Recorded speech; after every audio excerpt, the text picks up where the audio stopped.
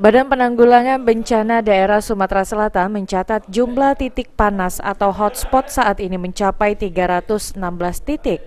Menurut Kepala Bidang Penanganan Darurat BPBD Sumatera Selatan, Sudirman, 316 titik hotspot tersebut terdapat di Kabupaten Oki, Banyuasin, serta Pali.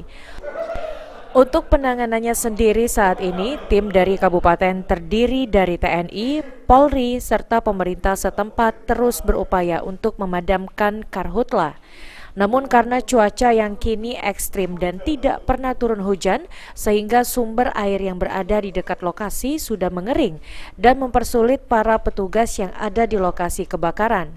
Ditambahkan Sudirman, saat ini pihaknya sudah mendapatkan bantuan dari BNPB dengan mengoperasikan 5 helikopter untuk waterbombing.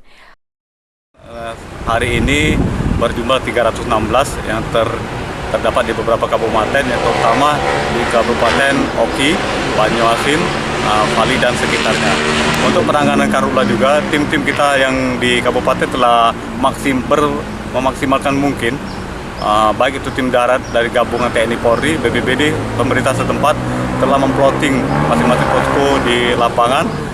Kendala yang saat ini kita hadapi, pertama karena cuaca memang cukup ekstrim, kemarau mungkin masih, menurut informasi dari BMKG akan turun hujan mungkin diprediksi di November. Sudirman juga menghimbau kepada masyarakat untuk tidak membuka lahan dengan cara membakar, apalagi di saat musim kemarau. Aji Delia, PAL TV.